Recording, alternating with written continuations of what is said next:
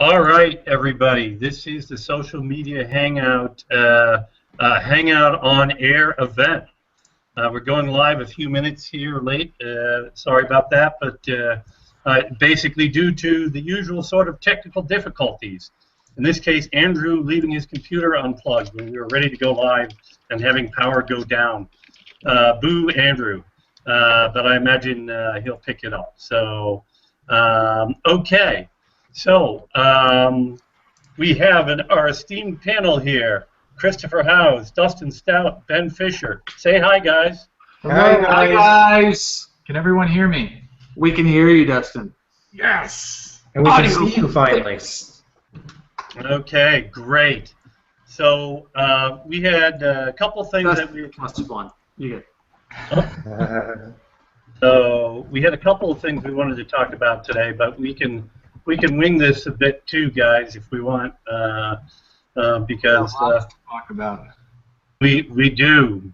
So one of the things we wanted to talk about was this new thing with Twitter turning into a 140-character version of Facebook. What's up with that, guys? Yeah, I'll tell you what. I was outraged, and many Twitterers or tweeters or twits, however you want to put it, were outraged as well because it's a fundamental shift in how Twitter worked. It seems like values of what Twitter was about. Twitter was about you follow people, you see what they have to say. You don't follow people, you don't see what they have to say. If you want to see what someone has to say, you follow them. If you don't want to see what someone has to say, you don't follow them. So now this is completely destroying that. And you're making this too confusing for me. Wait. If I don't want to see what they want to say, I follow. No, I'm getting this backwards. Oh, okay, I got it. Right. So you had complete control over what you saw and what you didn't saw. For all the grammar Nazis out there. So now you saw whatever Twitter wants you to see? Right. So essentially they've become Facebook and decided that they know what we want to see better than we do. And I think I wrote a post about this saying that whoever came up with the idea should be fired, whoever agreed that the idea was good should be fired, and the engineers who executed on the idea should all be fired. That's my opinion. So Twitter should be shut down. Facebook should be shut down. Twitter's dead. Google Plus wins. Okay. Twitter just died. Sorry, Twitter. We've decided. Yep, by fiat, we have shut down Twitter. So that's a hey, that's really pretty cool. Twitter will be around for a little while. Yeah. Now, I still love Twitter. I just think this is the stupidest move they've ever made. Yeah, I tell you, I think what's driving it, honestly, is they're public, right? So they got to go find money, and we saw it with Facebook. It's like been this relentless march of reducing organic visibility, forcing brands to buy ads, and all this kind of great stuff. It's we can expect the same to happen with Twitter. And by the way, Facebook stock price has gone through the roof finally. Yes, it has. It's working great for them. Guess what? They're getting all the positive reinforcement they could possibly want. It's funny though. I still see only negative from users. I guess there are some people who still really like it, but that's people investing in it because they see it as a money-making vehicle. But then, how long can it really last as a money-making vehicle? I mean, that's. I think they're in for a small bit of gains, but then you're going to see investors dropping out in the next couple of years. I don't know. Getting back to the Twitter thing, just like they're showing you tweets from other people, correct? Is what it is, people that you're not following? Mm-hmm. Now, so that would obviously be some sort of algorithmic something that would allow it to come into that stream. So are we touching on another OPA here? Does this entice brands to make some better quality content that has a better chance of reaching somebody's audience or an audience that they wouldn't usually have? As a silver lining to the cloud, of course. I'm not saying I like the idea, but I'm just saying. An optimist. I mean. Can I make money on it? There's no silver lining. It's 140 characters. It's adding noise upon the noise that already exists. Yeah, but what if it's your message that somebody's seeing? Then is it okay that it was thrown in that feed? Suddenly, is it? If I want my message in somebody else's feed, I'll pay for it. True. But this way here, you didn't have to pay for it, and somebody could possibly... I'm just saying, it seemed like an OPA. It seemed like other people's audience. It seemed like another chance to get in front of people that we wouldn't Just to jump back in, for people that are just joining us, we have some people wondering what this was all about. Basically, Twitter is showing us things that we don't necessarily want to see. They're sending us what they think we want to see based on what other people want to see, but that may not be what you want to see. And to be super clear about this, they're putting favorites. So somebody favorites a tweet from someone else that you don't necessarily follow, and Twitter is putting that favorite into your timeline. That's what they're doing. That's what they're experimenting with. So actually, I mean, okay. So here's the silver lining on that. If you think about that, that's how the +1 button kind of works. Well, it's how the +1 button works. It's how the like button works. It's how both these networks. It's a recommended. It's a recommendation type deal. Facebook is notorious for showing what your friends have liked, and this is essentially showing you what other people have liked, because based on reports, these favorites aren't even favorites from people you follow. Right. There's absolutely no connection. But on Facebook, you can say, this isn't related to me, or hide this. On Google, you can mute it. On Twitter, you can do nothing once it's in your timeline.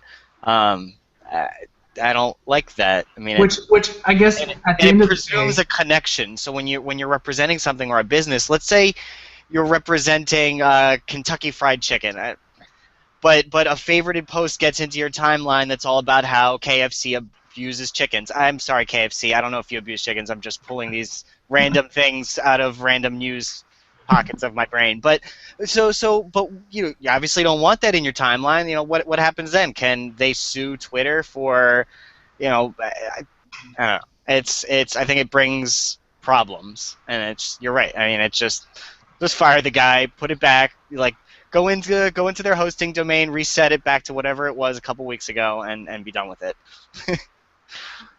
Well, it's presumptuous, is what it is. It just. Right. Yeah. I agree. And again, it's a violation of the core of how Twitter works. Right.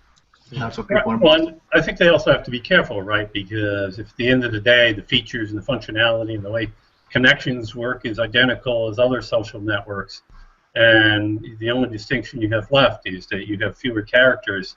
Oh, and by the way, they're kind of morphing on that one too, because now there are ways to retweet something without having to use up your tweet characters, and you can embed images, and all the differences are disappearing, except that they're just less content. I don't know where that leads them. However, we only see, when you see a +1 post that was recommended by someone, it's recommended by someone that you follow and you trust their recommendation. On Twitter, that's what they're asking. You don't have to be connected to that person. It's just something that Twitter thinks is relevant to you, and they just put it in your timeline. But it has no foothold there in your in your relation graph, basically. I don't know. That's troubling. So has the first Twitter's dead article come out yet? I'm writing it right now. Where's TechCrunch? Someone go to TechCrunch. Yeah, somebody go to TechCrunch. Loves to say when things die. They're the mortuary of social media news. All right, call to action. Somebody in the audience, just go ahead and write out a Twitter's dead article. So, we were asking around before, is anyone in the audience had, just to do a really bad segue, hashtag bad segue, Instagram released their new analytics. You can view a whole bunch of stuff, but I don't really use Instagram. I'm sorry. I don't think it's out for everybody yet. That's good. I think it was only a few major partners like Taco Bell and Levi's had it, and there might be another one, but they said in the next couple of months that we would all pretty much have it. Oh, and even another one that is coming out now to to the everyone, I guess already, SoundCloud monetization of tracks, and I almost forgot about it before, which is huge, huge. I'm working with someone right now who was part of the. I got the email before SoundCloud announced it, so I figured that they were probably in the know before other people were. They just let me know very late in the game. But it's very interesting. I think it's fantastic. It's something that was coming. So basically they'll be popping, just like YouTube's TrueView ads. It's basically 15-second clips before you listen to a track, and you can choose to listen to the rest or not, and then you go on to whatever content you're watching. So should be interesting. We'll see some interesting audio ads coming back. Radio is back, baby, so let's see what happens. Well, what'll be really interesting, though, is if they're going to be monetizing it, are they going to be putting any kind of restrictions on the monetization that people are putting in their podcasts? Yes, and what kind of things happen when, let's say, your sponsor is KFC? No, sorry, I'm not going to use KFC again. You're just totally hating on KFC. Did you have some bad dinner? Piss off in an hour. I actually really could go for some KFC right now. I like some fried chicken, but so let's say you have one sponsor who obviously they're a competitor of the sponsor who gets into your monetization. Hopefully they have, like YouTube, some restrictions on who can advertise on your accounts and whether you can veto ads as they go. So we'll see, I guess, more information as it comes out. Yeah. Anyone want to comment on those? Instagram has SoundCloud. I know all of you will be using SoundCloud very soon. For your podcast. So Subi Zimmerman definitely introduced me to Instagram, and at first I thought, just like any other social network, popping in and going, "Ooh, this is awesome! Ooh, this is awesome!" Then I figured out, all that was really good for was beefing up, Twitter and Facebook, right? And so I haven't looked at the stats myself, but as far as I can recall, the only link that you could really put in there was in your profile. So if there's no stats behind actual actions like clicks, then it sounds to me like it's useless. Well, here's the metrics that they can, the things they can actually measure, because I guess they can do clicks through your profile, and all the Instagram marketers out there are saying that's the way to do it. Just put the link in your profile and tell people to visit your profile, which is really giving them 2 calls to action, which is basically like telling them to bend over backwards on the internet. Right. But they can measure hearts, or likes, as they're called. They can measure views, I guess. That's about comments, maybe. Follows, unfollows. I think it does bear mentioning that it's a different industry than I think many of us even work in with our own clients. It's like fashion, for example. It's a great way for getting some kind of feedback as far as what you're doing, what you're making. If someone's following your brand, the current design you're working on, give out little tidbits, pieces, and see how people think and how people react. I think it's very good as a customer feedback loop. It seems like Instagram is purely a branding platform. Right. So keeping your brand top of mind and getting your message out there without any call to action, really. I mean, you really have to approach Instagram as the platform where you don't make calls to action, or at least don't expect to have people act on calls to action.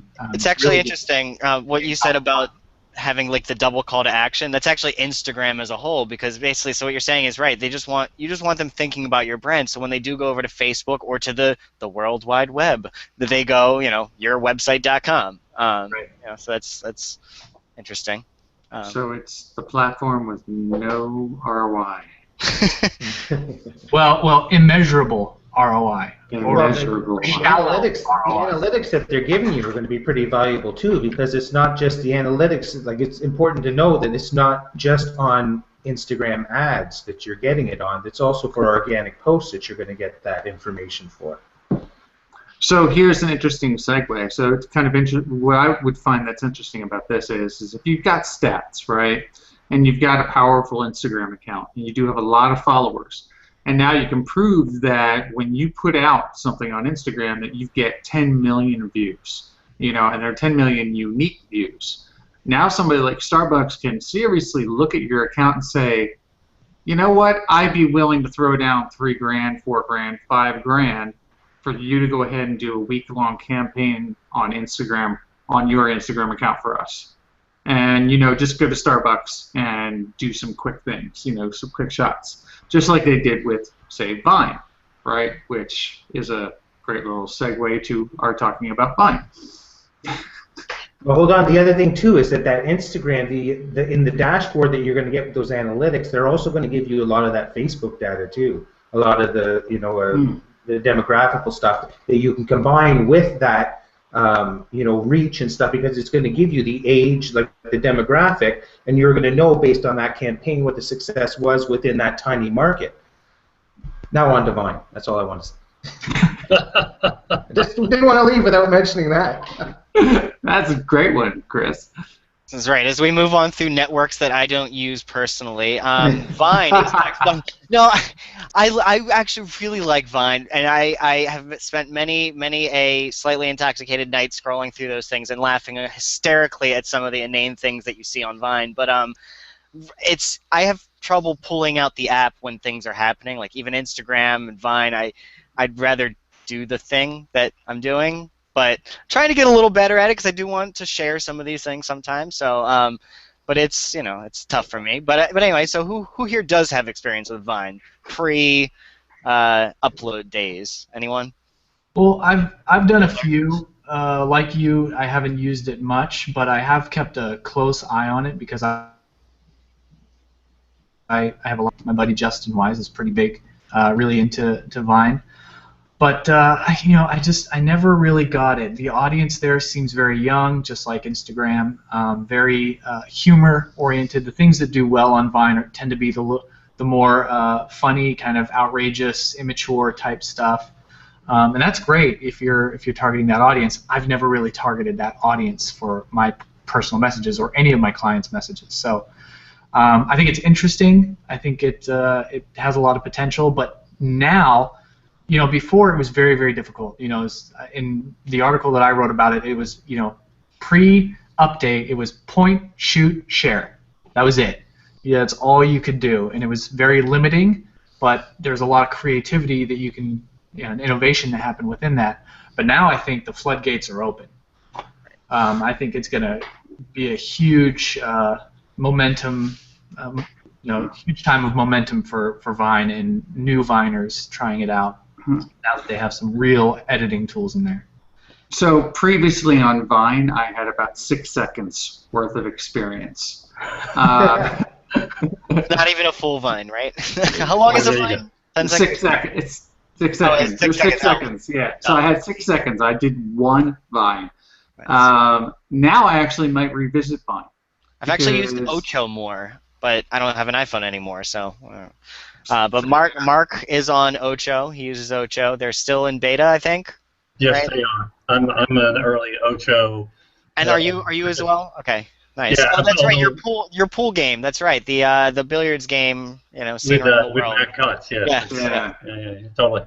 But the interesting thing to what you were saying before, Andrew, you were talking about. Oh, you don't have the phone out. And you're not like going to suddenly start taking pictures. There's actually documented evidence now that people who are too busy taking photographs and taking videos don't really experience the event. So they're actually not living in the moment. So yes. They're also ruining the restaurant business. There's a study. I thought you were going to mention that study. There's a study now that it takes on average about 45 minutes more per customer in a restaurant because of all the time wasted on taking pictures of their food, taking pictures of the restaurant, having waiters take pictures of the people sitting in front of their food.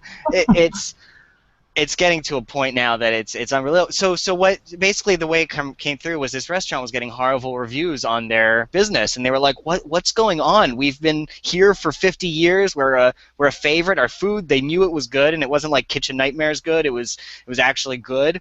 But so they had a guy come in, do a study over a long period of time, and they found that over time it was basically getting worse and worse. From studying all of their old receipts and times and of tables and that and whatnot. And that's what they found is basically because people were wasting time with cameras, their service was looking bad. because of everything that has to go on with our technological world. So that's just interesting. I don't really know where we go from there, but well, but I think we go back to what I was just saying, and that is that in the social media and digital economy, one of the things that we are doing is we're kind of stealing, in a sense, from our own humanity, right? We're stealing from our own memories by taking photographs and videos of what's going on right now. We're not actually experiencing it. We're just kind of watching it. So this is rapidly becoming the anti-social media hangout. And we're trying to teach ourselves to experience life here. What are you doing? It's a beautiful day on a Sunday. No, I'm not. The science part of my brain is now freaking out. So I would love to see a study to know whether even our comprehension and retention of the events, if it's skewed from behind a camera, because you're not experiencing it first person, people viewing it through a monitor, through a screen, if that changes, we don't get that depth that, I don't know. But I think that's what they're saying, because you're too busy, you're trying to make sure you're framing it right, that you get the right distance, you're adjusting the zoom. I'm going to send this to Google Plus first, I'm going to go to Twitter. There you my go. hashtag. Your checklists, of nested, because you got to put the pin it post on the Google Plus post so that the Google Plus post leads to Pinterest, which leads to Twitter, which goes to the Facebook page. I realize this is the game we play, and I know we're getting very cynical and negative about it, but I think we can take a balanced and straightforward approach to social media and get the same or better results without flailing our arms around and spinning our wheels. Mixing two different things there. Andrew, let's bring it back to a positive though, and talk about Vine at the same time, right? So that's the study, in a sense, aside. Sorry, Eric. Is that you can sit there and you can take video kind of unabashedly, right? You can take a video, and now later you can go to Vine, you can edit it down to a nice 6 seconds. Right. Correct, Dustin? You can take even multiple videos. Yep. Right. Together clips. We're gonna see a lot of mashups. The GIF mashups. Those actually crack me up though, like the Shaq and the Kitty one. It makes me laugh every time. Yeah. So I think we're going to see more high quality, better produced, basically. Yeah, the production value is definitely going to rise, and I pay attention to Vine, close attention to some of the bigger names on Vine, and I'm curious to see what they're going to do with it, because there are already some super creative people who have kind of taken the platform and made it their platform and really set the culture for the platform. And now with these new tools, I can't wait to see what they do with it. I still remember the first Vine I saw, and it's still the most memorable one. It was a young comic. I don't know his name, but he had the playing card. And he's like, "Let me show you a magic trick," and he flicked it, and he changed races. It was a different comic from New Girl, I think. Who was that? I don't remember the name of either guy, but it was a great one. I see it. I could look it up if I wanted to. Just because I'm bad with names doesn't matter. Right. I'm sorry, Eileen Smith just brought up a great little comment here. Maybe should they have an Instagramming section like they used to have a smoking section? That would be fantastic. Yes. Good job, Eileen. Well, that was funny because at one of the meetings with the Queen, they actually had a tweeting section where you actually had to go to a completely different area if you wanted to tweet. And it had a little sign too that said tweeting area. It was. I guess I just find it ironic that we have so many discussions about privacy and things like that, and then we're so ready and so willing to record and immediately publicly post every moment as if it's movie gold. But it's what if we just had security cameras everywhere and we could all tap into the public feed and cut and paste our own little bits out of everything? But immediately that's too invasive. I don't know. I don't know where I was going with that one. It's just a weird Sunday for me. I think the important thing about these platforms, whether it be Vine or even when we were talking about Twitch the other day, when you're dealing with marketing to that generation or going to be, it seems to be the focus is on getting the message out in a very short period of time and making it memorable and remarkable. As because even with Twitch now, Twitch used to run the live streaming. You could save that on your Twitch account indefinitely. Now, since Google took over, you have 3 days. That video disappears after 3 days. Right. Really? Yeah, that was a new change that came in. Interesting.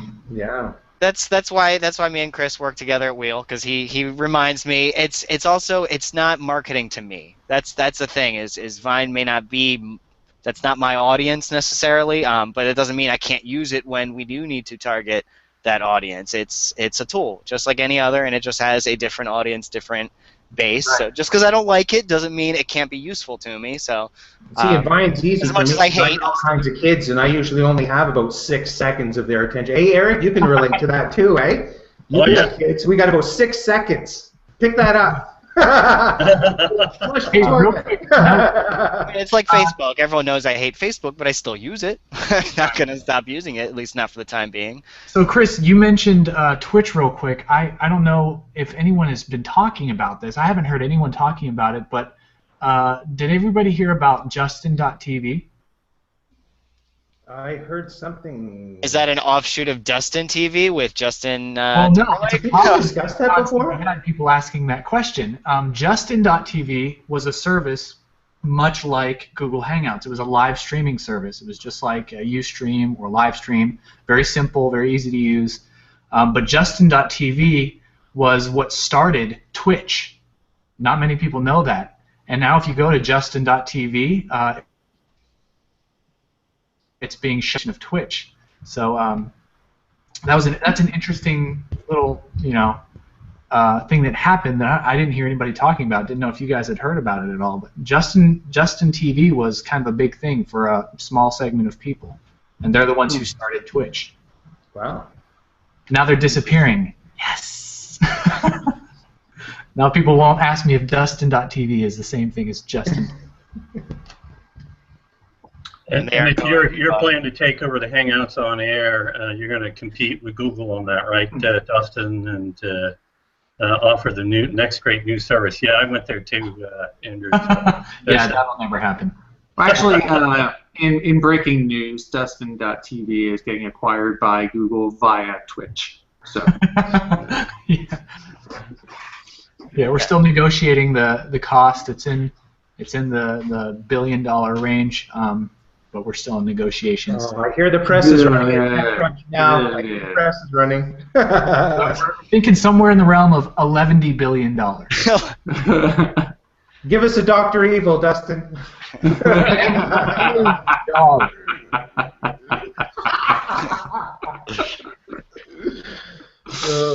is 4:03.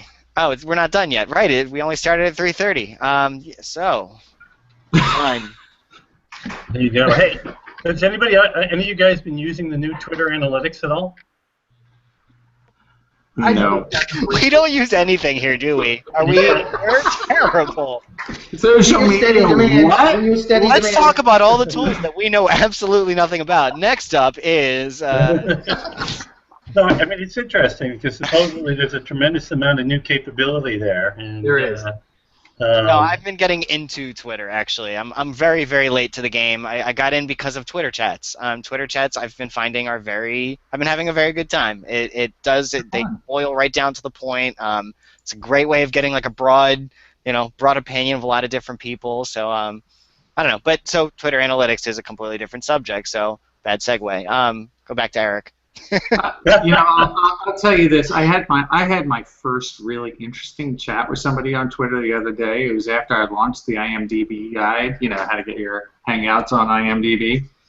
And this guy came back and said, that sounds like that's really black hat. And I'm thinking to myself, how in the world is getting your Hangout on air on the IMDb black hat? Oh, wait a minute. This dude must be thinking links. They're all freaking no follow. Who cares? Yeah, right. So I came back and just said, hey, look, it's all about your intent, Social media is the new black hat. Yeah, I guess, right? The intent is that I consider us, even though we have way less preparation than a general TV show, I still see no difference. We have national syndication. I don't see a problem. I mean, we're TV. But I mean, also they support video talk shows. It's one of the options. Right. I mean, if that's what I said in that one thread that kind of gets most people to shut up is if Honey Boo Boo can be an IMDb, then Social Media Hangout can be an IMDb. be. I mean, Well, seriously. Yeah, it's like you're on air. Sorry, Honey Boo Boo. On TV, apparently. But you're on air. I mean, you deserve to get the credit as a producer. You're there as yourself, so you are being an actor in a sense. Not everybody can be in front of camera. Right, but we're also starting to pull people into I mean, well, not starting to, but like, you know, let's say Hulk Hogan did his Hangouts on air. So let's say he's in IMDb, and then Ben goes ahead and puts his Hangouts on air in IMDb, and then all of a sudden his show's linked to Hulk Hogan's profile. You create a network of professionals who appear publicly on video, which is a Hangout. That's all it is. It's a network. But you know, a web series is a legitimate piece of entertainment. Right. That's a legitimate directory, so yep, no problem. And this is what actually. If it was like Biff's Movie Files with a Z.com, and you know, you get followed links on every single episode, and that's probably a bad place to put your site. You know? Right. And actually, to bring it to a semantic search level, also, it's another entity, it's another data point that shows something. So for this show right here, it shows that we have all hung out and done a series together. By the way, I'm waiting for that to get pulled into the knowledge graph. I will be over the moon when that happens. I was very neat. Just talking Sorry, about did I just interrupt you? Yes, you did. No, I was just talking about that actually yesterday with David.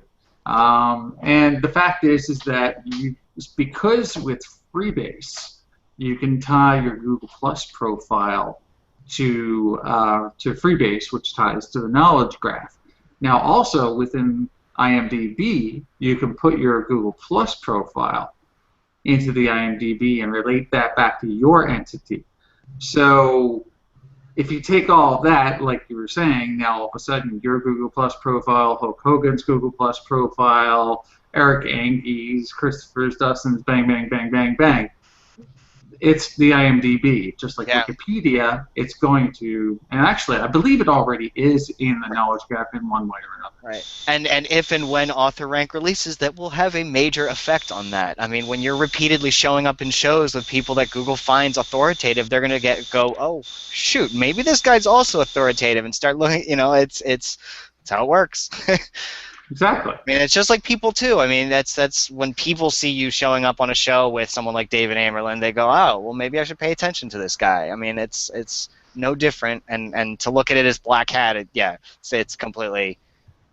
I don't know. Maybe he's just upset he doesn't have a series, but anyone can start one. It's very easy. We do so with many technical problems anyway. We just keep doing it with all 15 viewers. Sometimes we have our lead guy, he'll have his computer unplugged and it powers down right as we're about to go live. I mean, I didn't even get the warning. It was overheated. It just... So that Twitter conversation deserves the word of the day. Redonkulous. I did absolutely love Dustin's little rant about it in the post, though. Just that he should be fired, the engineer should be fired. So right. Everyone. All fired. CEO.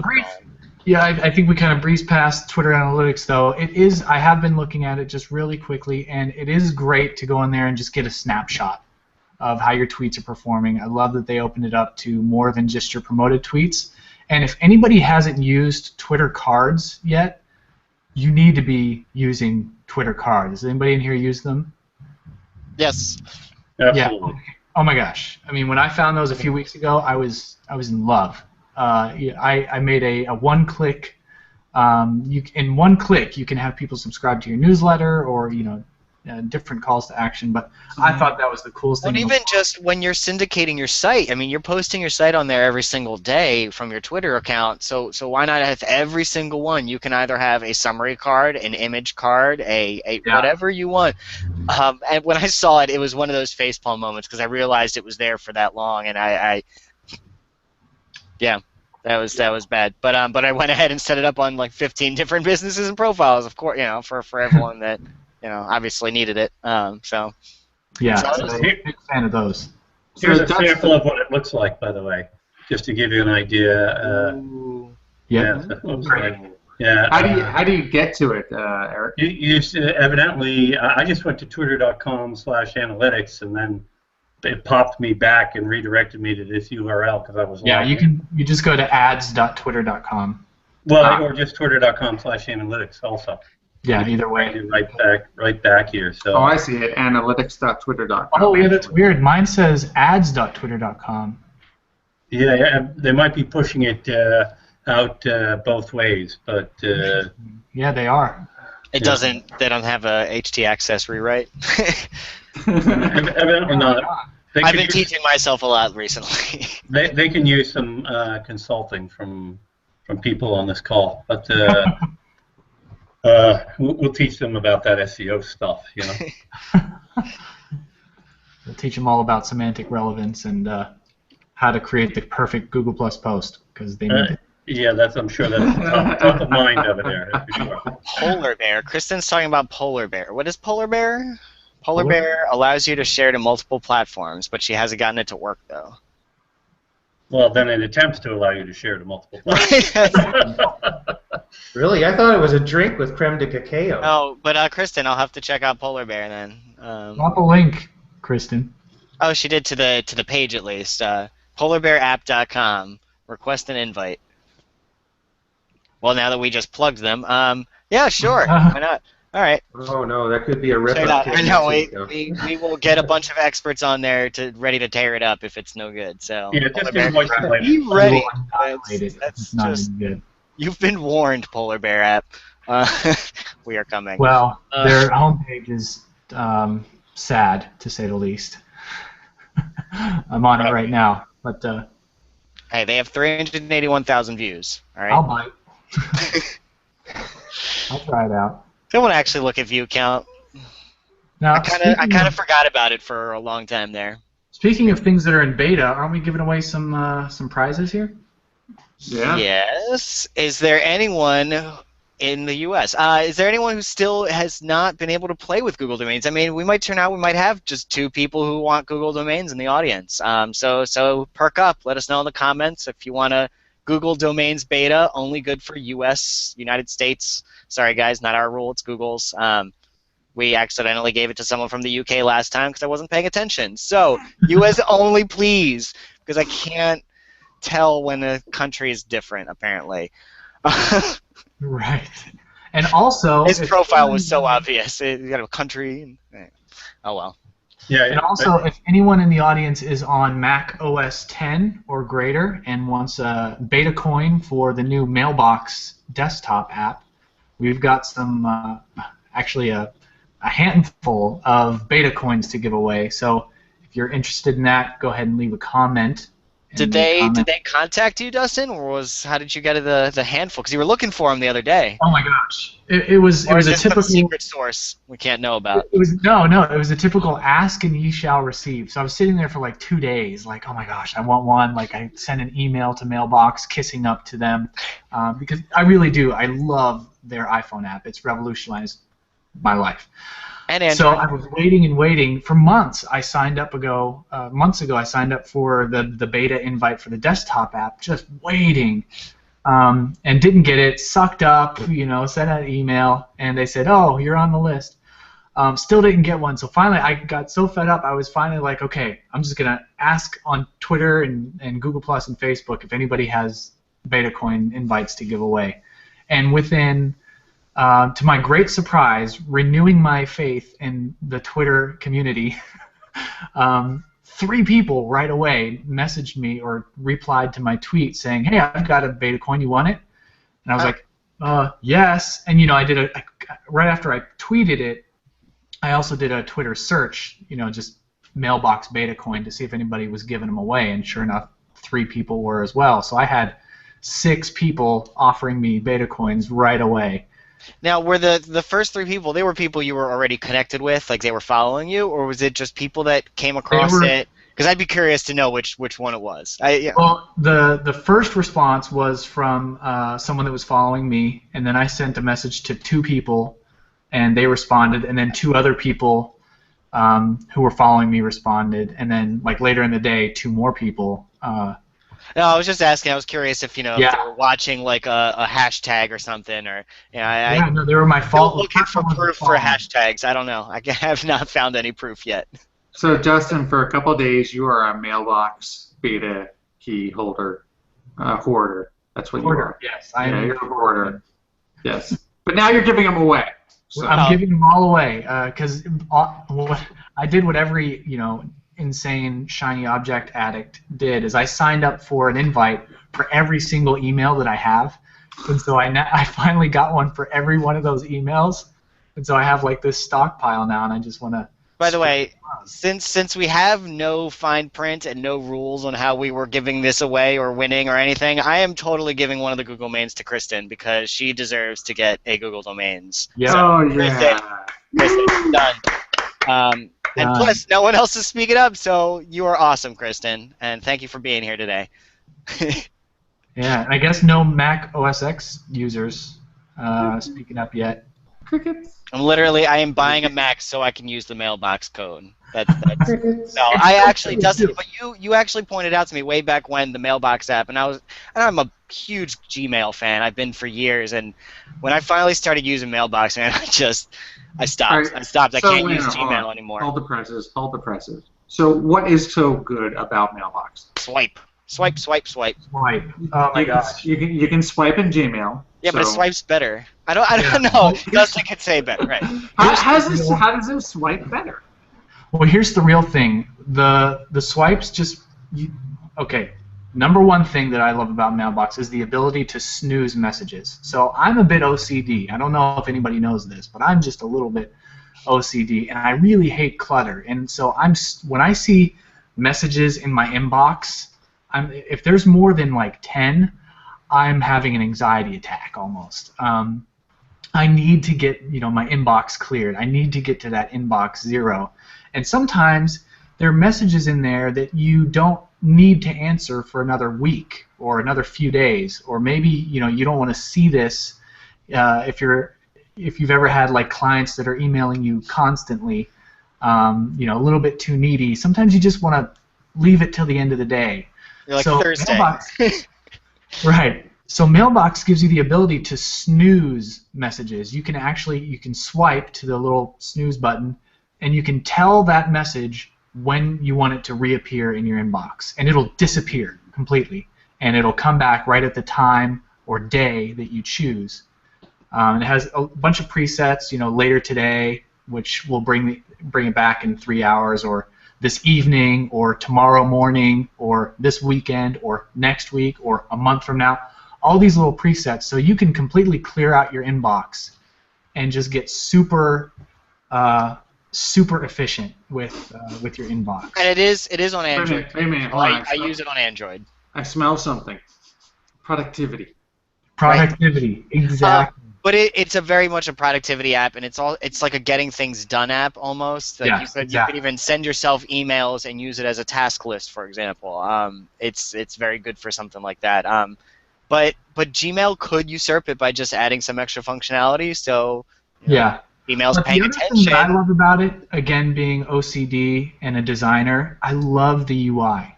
The interface is just so clean and perfectly simplistic, whereas it's effectively simplistic. Not too simplistic where you're like, I don't know what the heck is going on, but it's just the right amount of minimalism and functionality.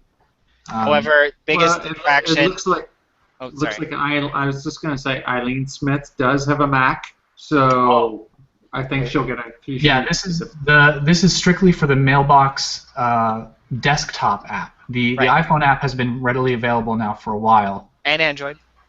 And Android app, yes, but they've just released the beta version of the desktop app that is only for OS X. So any Apple laptops or desktops. So Eileen, I'll shoot you a private message and the one email, and I'll send downside is I have all of my external emails set up through Gmail, so I actually can't from my Android app. I can't create a new message and choose the email I want to send from, which is annoying. However, when I reply, it always uses the right one. It works right. Like it calls it properly. So I've never come up with that because I'm not one to write emails on my phone anyway. I'll only respond to emails on my phone. Right. So it works for me. I mean, that's really it. But it works very nicely. And Mailbox is made by Dropbox. Owned by Mailboxapp.com. Dropbox.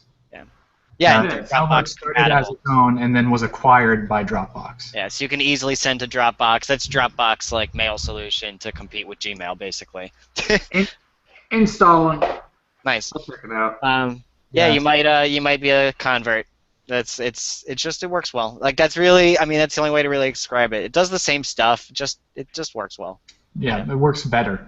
Yeah. Mm. I always feel like, oh yeah, that's I'm reading Kirsten's comment here. I feel the exact same way. Like we're playing Tetris with our inboxes, always shuffling, moving. So this helps you get to zero. That's their slogan. And I really love too is it rewards you when you get to zero with a beautiful picture. Every day they change the picture that shows up. So whenever you hit zero in your inbox, you get a nice little picture that you can. Can you then share that right from the app? Yeah, you can share it to Twitter. Yeah, I never got to zero yet. I'm horrible. Oh man. Well, but I do love the app. I know I have to use the help. I forgot how to use it on my Android phone. So I have to get back on there and play. I'm a computer guy. I love my computers. I hate mobile. I mean, I understand the necessity of it. When I'm in my car, I think it's awesome. But I'd still rather have my laptop with a little dongle for. Dongle's a funny word, but dongle for the satellite, or what have you. But yeah. I don't know. Okay, Brent Rusk. Also, I will send you a private message and get your email address, and I will send you one of these beta invites. Yep. And we have one last call for Google domains. If anyone wants it, it'll be until 4:30 in the comments. You have. But if no one wants it, we'll save it for another show. No sense, using it if you don't want it. But Kristen, I'll send it over to you. Mixing up the Kristens and Kristens. We have a Kristen and a Kristen. Yeah, there you go. We have to have some regulations as to what names you can use when you come in. We now are full of our quotas on the Istens, so that's done. So we have a good. I keep looking over there as if my clock's over there. We have about 8 minutes left. Is there anything else you guys wanted to bring up today? Anything coming up in the week? Big SEO studies? No. I actually know the answer. Probably no. There's one I could also rant about that I talked about in my weekly headline show. I love Dustin Rants. Do it. So everybody knows how I feel about Snapchat, right? Worst waste of human life in social media. So did anybody hear about this new social network called Sober? Sober. Sober is the social network that deletes all of it. Was created by a guy who went on his bachelor night or his bachelor party, posted a whole bunch of stuff he didn't want to Facebook, and spent hours the next day deleting it all because he didn't want anybody to see all his drunken debauchery. So he, from that, decided there needs to be a social network that will do all this work for you and delete all your drunken debauchery and all the worthless, meaningless crap that you do and post on social media. So he's created this social network called Sober, where you can post anything you want, just like any social network, and after 24 hours, it will all be erased. So I'm going to start up. I'm going to start up a new app, and it's going to be called Cat Killer, right? And it's going to delete every cat pic I put up every Saturday, except I will be able to filter and exclude ST cats because all my shares of ST cats have to stay. So no more Catter Day. It's now Splatter Day. Splatter Catter Day. Splatter Catter Day. I like that. All right. Oh, come on, Andrew. First KFC, Guys. and now you're going after Saturday? What the hell? This is that lower third. Change that lower third before you say another word. This is Chris. It's been a very. We've been busy here at Wheel this week, so I'm going crazy this week, as you guys can tell. So this is my venting. This is good, necessary, so I don't yell at people in strategy for not bolding a title. Yeah, but it's never something that ridiculous, but right. But there is a good question that emerges from that. I mean, we're clearly going to see a lot of new specialty social media networks coming out all the time. They right? have. There's one out now that's it deletes all of your messages. It's like social media for the NSA weary and drug dealers. But like it's basically a messenger app that proves that we never, we never read anything, we never store anything. Everything's deleted right away. But I mean, is it? Right? How do you know? I don't know. Right. It's a company that is building up a large blackmail database. That's what's going on. So what you're getting at, Eric, is how do we keep adapting to all these new social networks, and how do we figure out any of them that are worth our time? Well, that's the great question, because I mean, we talked about Instagram early on, right? And Instagram, there are people who are major champions for that, like Sue B. Zimmerman, right? But then there's various problems that has with a double call to action to get anything out of it. But people can build followings on these things, and how do you protect yourself, right? If you're going to dive into one of these networks, how do you make sure you get value out of it? I think more importantly also is that as more and more of these spring up, how do you protect your data? Heartbleed was a great wake up for everybody about usernames and passwords. And the more apps that are going to spring up, and the more social networks that spring up, the more passwords you have to keep track of. The more places you have to worry about your data being. So, I mean, how can you also? You shouldn't. I mean, to delete your entire record of message history. Also, I don't know what I would do without Google Hangouts being searchable in Gmail. I mean, that's really the main reason I still use Gmail. It's because I can search it and find every conversation. I push everyone to talk to me on Hangouts because I save it. When I have a meeting for business, I do a Hangout on air and I make it private. So I have a video recording of the chat. I can go back, take notes, revisit, kind of see what was going on, and even if I misjudge some body language from a client, I could help to look back at the situation, see what I said wrong. No, that doesn't happen, but it's important to have a history. I mean, we have our own memory, but with social media generation, we're connecting to way more people than we normally can. I mean, there's a rule for how many people you can connect to. I mean, there's an old famous law. I don't know the name of the guy or how many people it is, but 100-something, let's say. It's 150 meaningful connections. There you go. Meaningful connections, right? And when we boost that to 1,000, is it meaningful anymore? I mean, what's the definition of a meaningful connection? That's just it. What makes it meaningful, and that meaningfulness is different for each and individual person. It's not, I can't say individual person. It might be two people with the same interest, but the message isn't always received the same way. Right. So I'd want to save all the messages from those meaningful people, but right, there's comments and stuff that they could just disappear into the recesses of the internet because they said first or good post. Thank you for telling me the post was good. Do you have any kind of? Do you want to talk to me like a person would? I don't. Yeah. So we're negative, or we are just. That was a great comment, Andrew. Sorry. What? Good. I just said that was a great comment, Andrew. Right, it's a discussion killer, and I think it's such a short-sighted use of social media to just abruptly end. You just started talking to this person. Why did you just end it without leading into a question, into a topic? What's the point? I mean, why? See, and that's what steady command does, is it reminds you when you forgot to finish off that conversation. That's correct. We every do morning. Every morning. But I mean, I'd live. Hey, you have a lonely comment. Did anyone here ever use Feed? Kristen's asking about Feed. Never even heard of it. PHEED. Kristen's got the inside track on all the tools. I'm gonna have to just hire her or something just to watch tools. No, we'll have to check it out. That's what she's doing right now, isn't it? Feed. I'm pretty sure it's Feed. Yeah. Yeah, you're supposed to pronounce that PH like an F. Thank you very much. Yes. It's like whip, heed. I can't even do that. Heed. All right, now we're completely done. So what's that? I keep looking over there for some reason. I got dual monitors going on, like layered over here. 429. Anyone with some final thoughts once I take off my? Hi, that's my face. Any final thoughts today for the audience? Any final rants from anybody? Since that was the hashtag for the day, ranting.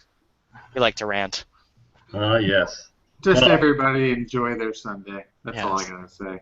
So I gotta give a shout out to Kristen Drysdale here. Don't worry, the cats are well fed. We'll get an extra dose of catnip today, so they might be get to the comatose state a little earlier in the day than usual, but they'll be happy while they're doing it. Thanks for your support, Kristen. Yes, thank you to everyone who was watching live today. It was another great show. We kind of talked to ourselves for a little bit today, but we have a lot of tools to check out, a lot of stuff. So maybe in the next week's episode, we'll talk Drink. about those new tools. And Drink. You just said tool, so you got to drink. Okay. All right. and by the way, I think our last episode is going to have to be a drinking game that for the season, the last episode of the season. That's going to happen, if you like it or not. So are we officially signing off here? I think we are officially signing off. Okay. Thank you, everybody. Bye. Bye.